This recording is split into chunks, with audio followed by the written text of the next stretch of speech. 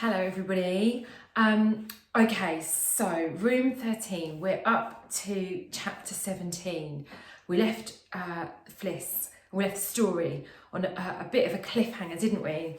Because Fliss had been down to see Ellie Mae. She'd managed to sneak into her room while all the teachers were busy. And as Ellie Mae had rolled over, she'd revealed that on her neck she had these two spots of blood. And immediately we're starting to make those links, aren't we? Starting to make those connections that having blood on the neck is where a vampire might have sucked blood. Now, we all know that vampires they're mythical creatures, they're stories, aren't they? They're part of a myth, they're not real. So we're questioning whether this, whether it's just a couple of marks that, because Fliss is so upset about her dream at the beginning of the story where she saw this box, which in her mind, maybe she's making this link to the fact that the box could possibly be a coffin, couldn't it? And that this creature or this thing sat up in its coffin. And as we know from the myths and from the stories, that vampires sleep during the day when it's light, because they don't like daylight. And they sleep in the coffins and they come out at night. So she's made all of these links back to her dream, but is this just her imagination that's in overdrive here? Could it really be a vampire? Is this where this story's going? Is it that type of story? It's difficult, isn't it? Because you've got it blurred a little bit, haven't you? Is this story going to be one that is a real life story, or is there going to be an element of sort of fantasy about this with there really being a vampire? So we shall see. It'll be interesting to hear some of your thoughts. So we're picking up from chapter 17, which is the aftermath, really. So the little bit that comes after Fliss having seen Ellie Mae with those two specks of blood. And I think I know what Fliss is going to, or how Fliss is going to interpret that. Whether you guys think the same, I don't know. It'd be interesting to hear your thoughts when you come back to school. So, chapter 17. As she stared at the mark on the sick girl's neck, Fliss heard footfalls on the stair. Mr. Hepworth was on the way up with the key. She didn't know whether to rush out and drag him in now or wait until he'd seen the cupboard. The cupboard, she decided. Once he'd had a look in there, he surely wouldn't need any dragging.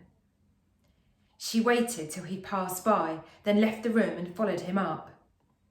When she reached the top landing, he was there, dangling a key on a piece of thick string. He said, "Where have you been? I told you to wait here." "I had to go to the bathroom, sir. I was scared to use this one." He looked at her and shook his head. "Oh, silly girl, now watch." He inserted the key into the lock, twisted it and pulled. What do you think? Is it going to be a linen cupboard? Is it going to be, is there going to be something in there that's suspicious? The door opened. Fliss saw darkness and hung back. The teacher beckoned.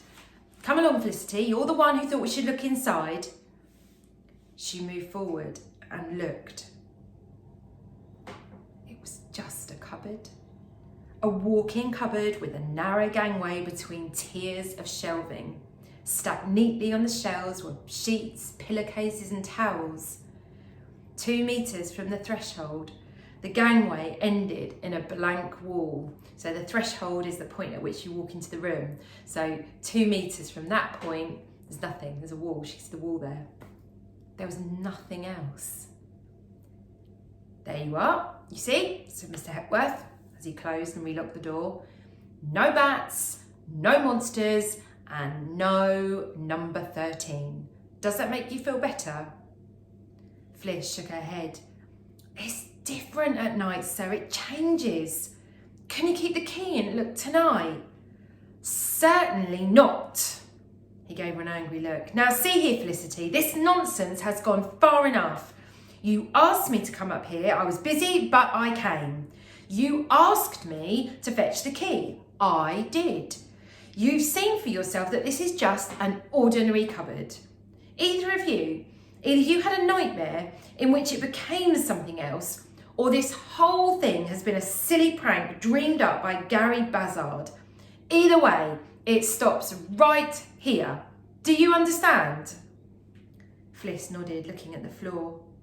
There was an aching lump in her throat, and she had to bite her lip to keep from crying. What about Ellie Mae? Those marks? What would he do if she mentioned them now? Go out of his tree, probably. Yet she must tell him, she must. Sir? What now? He was striding towards the stairs. She trotted at his heels. Ellie Mae's got blood on her neck, sir. Dried blood. They began descending rapidly. Without looking at her, he said, Rubbish, Felicity Morgan, absolute rubbish. One more word out of you and you'll find yourself writing lines this evening while everybody else goes swimming, right? Right. Miserably, she followed him down. Everybody was out on the pavement waiting for them, hacking at the flagstones with the toes of their strong boots and scowling into the hallway. All except Ellie Mae. Hallway, Ellie Mae, bed, dread, dead. Okay, so quite a short chapter there. But from in the daytime, it seems like none of the story and none of Fliss's ideas have shown any evidence of being true. So is it a bit like those bad dreams that you have that seem so real at night time when you wake up and you've had that horrible dream, and it seems, however ridiculous it seems in your head, everything that's just happened in your dream, at the time you can't shift that feeling that it's real and it's happened?